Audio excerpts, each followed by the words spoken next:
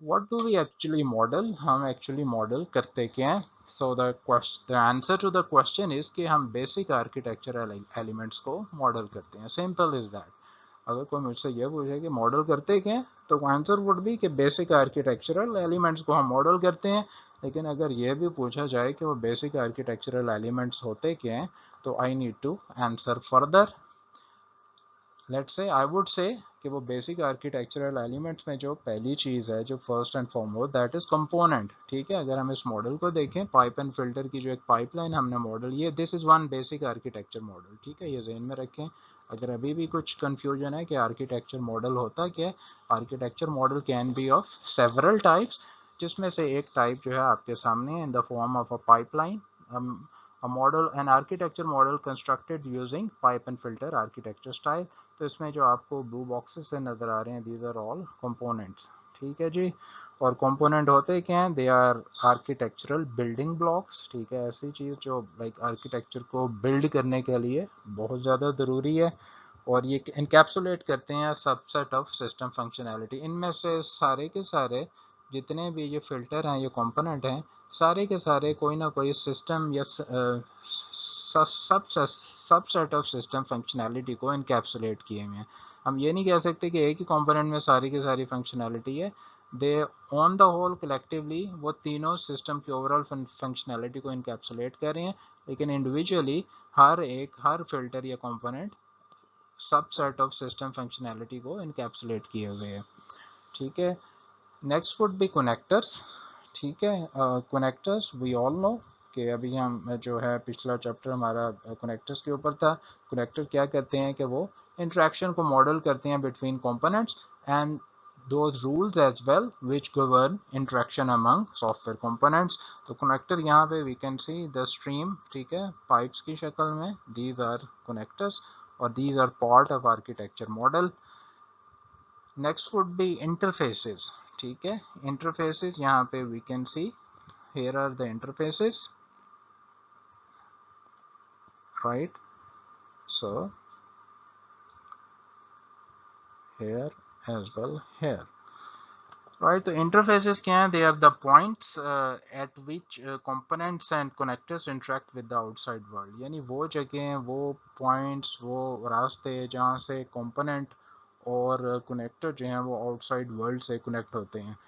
अब ये वाला जो फिल्टर वन है, ठीक है, this one and this connector, ठीक है, they are going to, they have to pass on value यानी outcome of filter one to somewhere.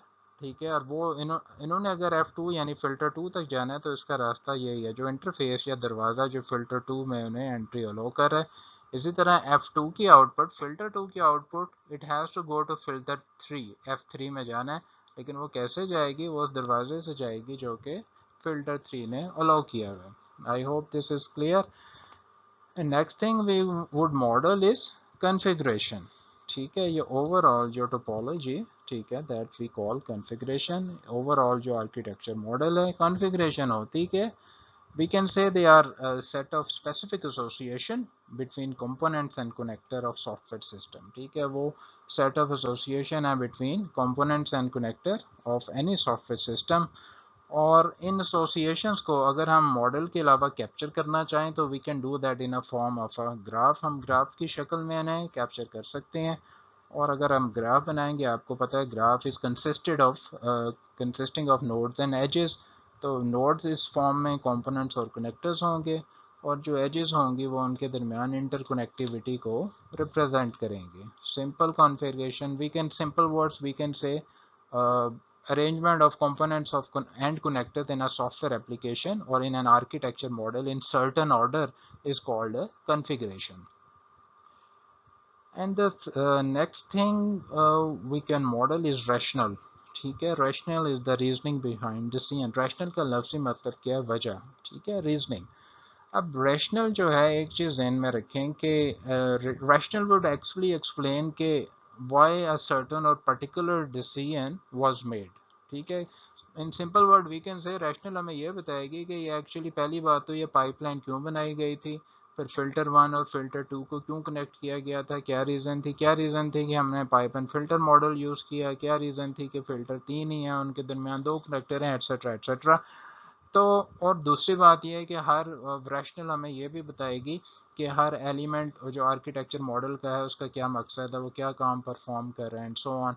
So it sound that कि रैशनल को बताने के लिए हमें किसी डिस्क्रिप्टिव लैंग्वेज की ज़रूरत है। जहाँ तक मॉडल का ताल्लुक था, कंपोनेंट कनेक्टर इंटरफेसेस और कॉन्फ़िगरेशन को मॉडल करने के लिए वी नीड सर्टेन नोटेशन, ठीक है, in the form of architecture model, जैसे यूएमएल हो सकता है या कोई और हो सकती है। But for in order to for us to describe the rational we need more descriptive language, जैसे कि नेचुरल लैंग्वेज है। अब नेचुरल लैंग्वेज में किसी चीज़ को अगर डिस्क्राइब करना है, किसी चीज़ को इलस्ट्रेट या एनोटेट करना है, दैट बिकम्स रियली ईजी, ठीक है। तो वी कैन से रैशनल के लिए natural language is more suitable.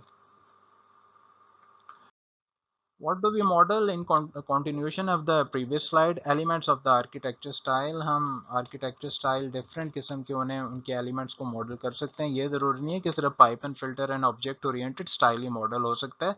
हम किसी भी आर्किटेक्चर स्टाइल के एलिमेंट्स को मॉडल कर सकते हैं as long as we use the proper symbols and notation that have been described by the UML language. अब उसमें हम इंक्लूजन ऑफ बेसिक एलिमेंट्स कर सकते हैं, हम कनेक्ट यानी कंपोनेंट्स को मॉडल कर सकते हैं, कनेक्टर्स को, इंटरफेसेस को, जिसकी अभी हमने बात की थी। हम उनकी टाइप्स को भी मॉडल कर सकते हैं, वो किस टाइप के हैं। कंस्ट्रेंट्स ऑन इंट्रैक्शन, ठीक है, इंट्रैक्शन को तो हम मॉडल करते हैं थ्रू कनेक्टर, लेकिन उसके साथ हम कंस्ट्रेंट भी यानी क्या क्या पाबंदी है कम्युनिकेशन की, उसे भी मॉडल कर सकते हैं। वो पाबंदी क्या हो सकती है, कम्युनिकेशन की टाइप क्या है, किस टाइप की वैल्यू गुजर रही है, क्या कम्युनिकेशन की डायरेक्शन क्या है, यूनी डायरेक्शन है, बाई डायरेक्शन है, क्या एक ही दफ़ा कम्युनिकेशन होगी या मल्टीपल टाइम, यानी जो भी हम कनेक्टर की प्रॉपर्टीज़ जो भी हम सेट कर सकें।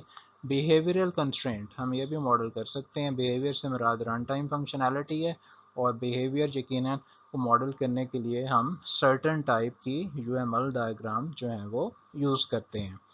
उसको हम आगे इंशाल्लाह देखेंगे। कंकरेंसी कंस्ट्रेंट, हम अगर हमारा सिस्टम जो है it consist of multi threading, we can model that as well. Of course we have to specify using notations कि let's say कहाँ पे ज्वाइन हो रही है, कहाँ पे फोर्क हो रहा है, कहाँ पे हमारे जो एक्शन है वो स्प्लिट अप हो रहे हैं।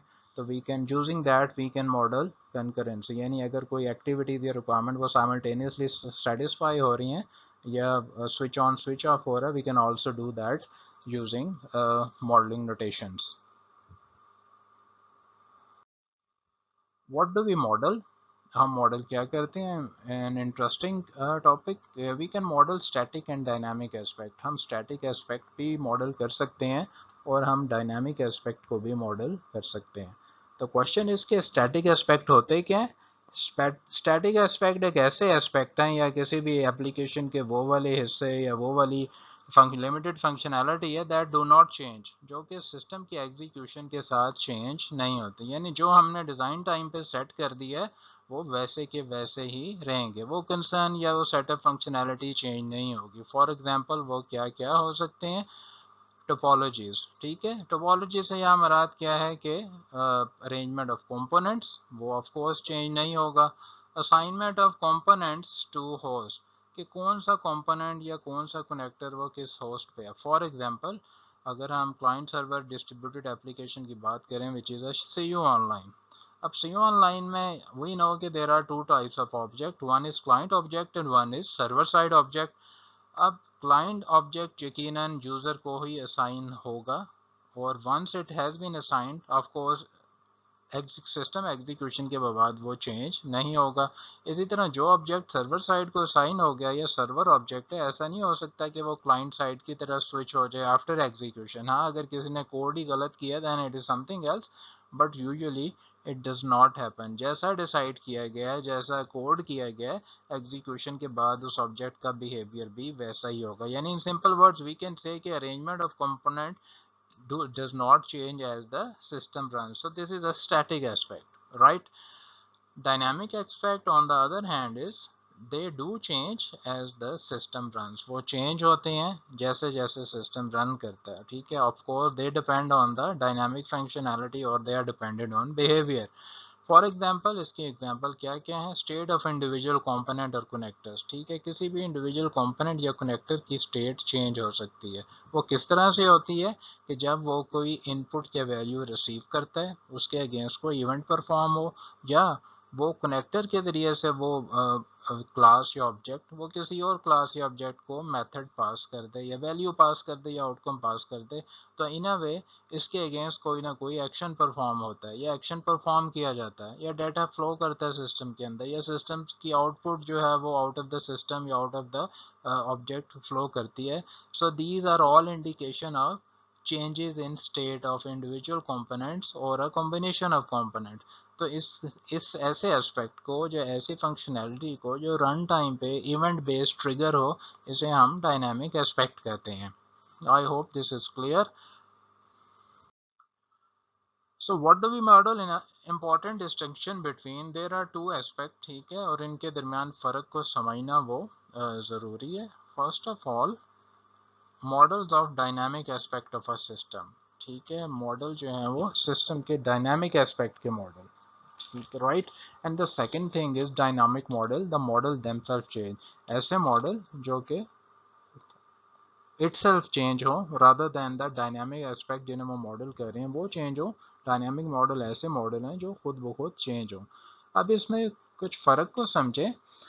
फर्स्ट वन इज कि if we talk about modeling dynamic static and dynamic aspect, we are actually referring to the properties of system being model. हम उन सिस्टम की प्रॉपर्टीज की बात कर रहे हैं जो हम मॉडल करने जा रहे हैं.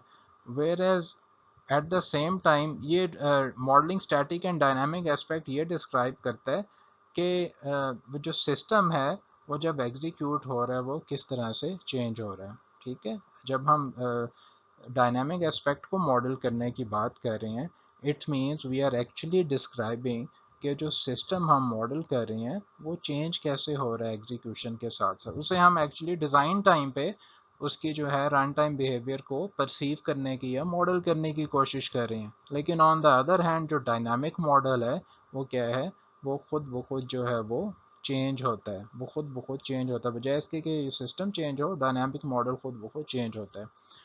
अब इसको समझने के लिए एक एग्जांपल देखें. आपके सामने एक स्टेट चार्ट, ठीक है, एक मॉडल आपके सामने मेंशन है. ये this one I am talking about, this is a state chart. State chart is usually a UML type of a model or diagram which is usually used to model dynamic aspect of a system. ठीक है, ये किसी भी system के dynamic aspect को model करने की हम इसके ज़रिए से करते हैं. और यकीनन स्टेट चार्ट जब हम बनाते हैं वो डिज़ाइन टाइम पे बनाते हैं सिस्टम की कंस्ट्रक्शन से पहले. लेकिन इसके जो सिंबल और नोटेशन है और इसकी जो नेचर है, that it is use for modelling dynamic aspect, यानी सिस्टम जब एग्जीक्यूट होगा तो उसमें क्या क्या स्टेट जो हैं वो अकर हो सकती हैं. अब जो करंटली आपके सामने जो स्टेट चार्ट है that is of N ATM machine. ठीक है, एटीएम मशीन जिससे हम जो है वो कैश विड्रॉ करने के लिए यूज़ करते हैं. और अगर हम इसको एग्जामिन करें, possibly there are certain state, जैसे कि यहाँ पे हम कहते हैं जी कि एटीएम आइडल है, राइट. उसके बाद जो है वो कार्ड एंट्री हो रही है, then we are reading card, right. फिर पिन एंट्री हो रही है something, then verification, right. Then probably pin verified, और अगर वेरीफाई हो गया तो कुछ और सिचुएशन है, और अगर अवार्ड हो गया तो कुछ और सिचुएशन है. तो actually in short we are actually trying to model के एटीएम मशीन में क्या क्या स्टेट्स अकर हो सकती हैं और क्या क्या पॉसिबिलिटीज़ हैं जो कि अकर हो सकती हैं when user is operating an ATM machine.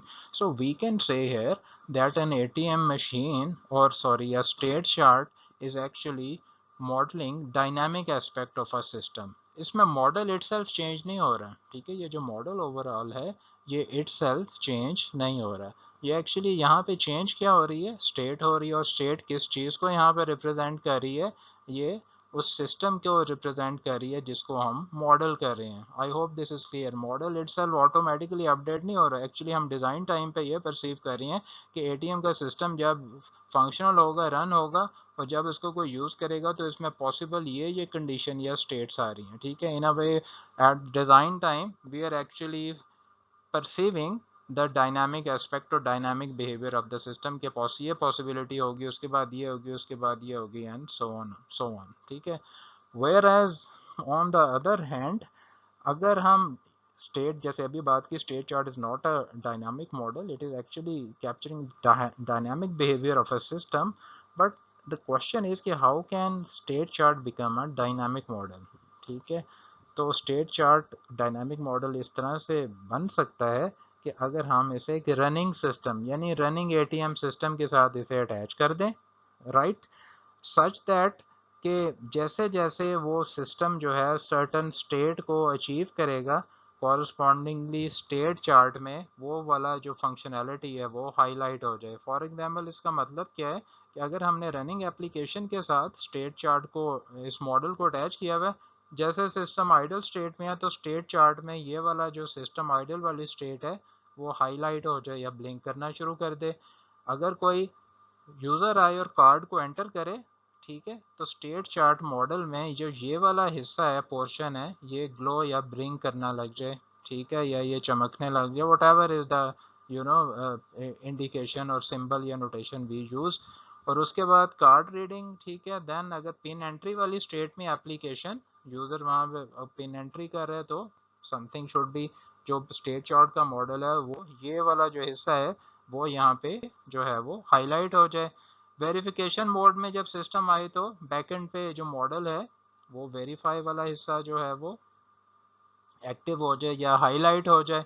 और जब एप्लीकेशन या एटीएम रिटर्न कार्ड कर रही हो तो तब जो मॉडल है वो हमारा रिटर्न कार्ड वाली जो स्टेट है वो हाईलाइट या ब्लिंक करना शुरू कर दे and so on.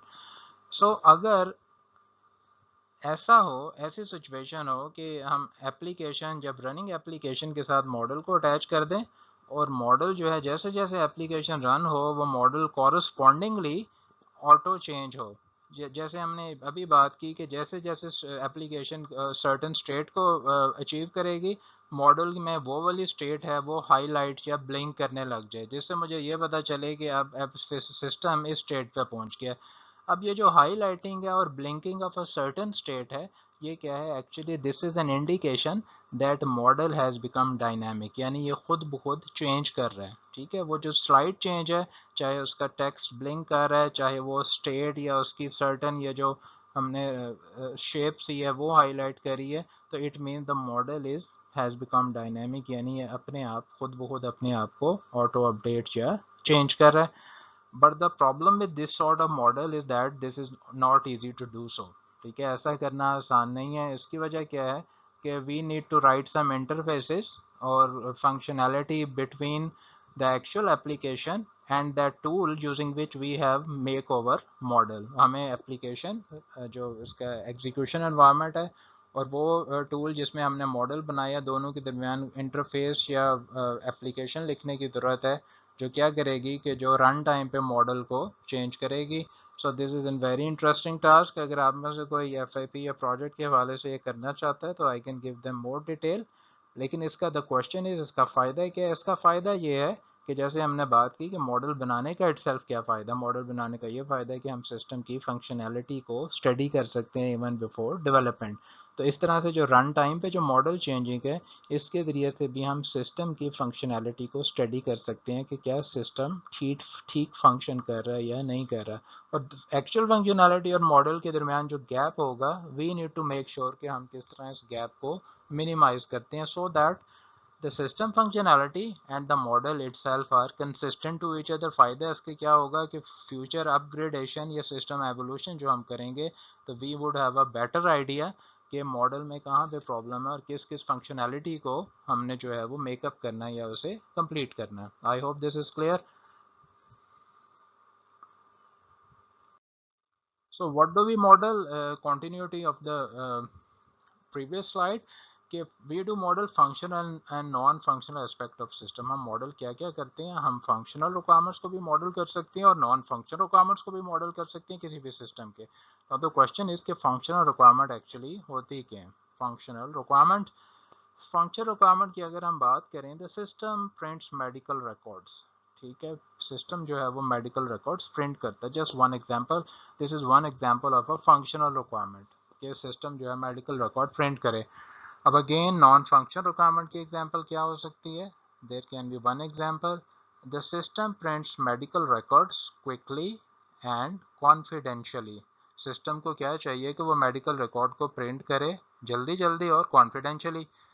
Now the problem here, यहाँ पे दो नॉन फंक्शनल रिक्वायरमेंट यूज हो रही हैं, one is quickly and the other one is confidentiality.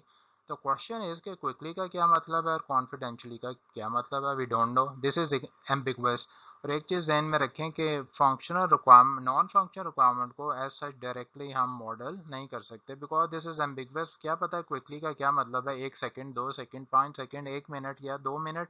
और इसी तरह कॉन्फिडेंशियली का क्या मतलब है, वी डोंट नो दैट। सो ऐसी रिक्वायरमेंट्स जो कि नॉन फंक्शनल हो, इन्हें मॉडल करना बहुत मुश्किल है because these are not concrete value. तो what is the solution, we have to actually quantify these non-functional requirement. let's say we say कि less than or equal to 3 second. ठीक है, अगर हम less than or equal to 3 second कह रहे हैं तो इसका मतलब है quickly, right? we need to keep that in mind. actually we are quantifying it, word quickly को लेस देन और equal to 3 second.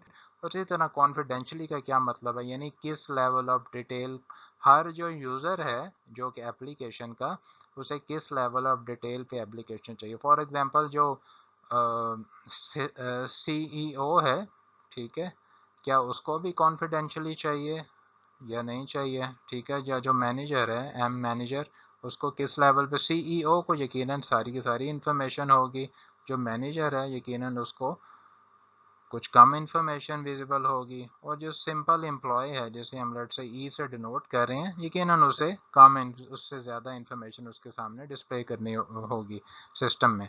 So again level of confidentially we have to define our self कि यहाँ इसका क्या मतलब है, CEO को कितना कॉन्फिडेंशियल लेवल चाहिए एट ऑल, ये चाहिए या नहीं, मैनेजर को कितना चाहिए, और एम्प्लॉय को किस कौन कौन सी इंफॉर्मेशन वो विजिबल होनी चाहिए या नहीं। तो we have to define them explicitly before we can actually model non-functional requirements. That's why we say कि architecture model tends to be functional. आमतौर पे architecture model वो functional होते हैं, इससे मुराद ये है कि वो functional requirement को ही directly model करते हैं। लेकिन again we would need to model non-functional requirements as well, although कि जैसे अभी मेंशन किया कि हम उन्हें डायरेक्टली इंटरप्रेट या मॉडल नहीं कर सके। अगर ये सिचुएशन है तो we have to interpret them, we have to quantify them explicitly so that we can get to know कि उनका क्या मतलब है। जैसे हमने किया कि क्विकली को हमने ये कहा कि it should be less than 3 second, और कॉन्फिडेंशियली के भी हमें लेवल डिफाइन करने पड़ेंगे।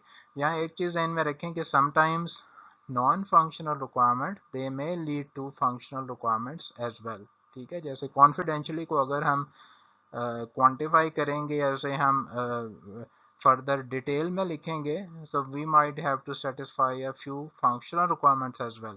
ठीक है, वो फंक्शनल रिक्वायरमेंट वही हैं जैसे अभी इसकी हमने बात की कि मैनेजर का एब्स्ट्रैक्शन लेवल क्या है, और सीईओ का क्या है, और सिंपल एम्प्लॉय का क्या है। तो we will have to define all of them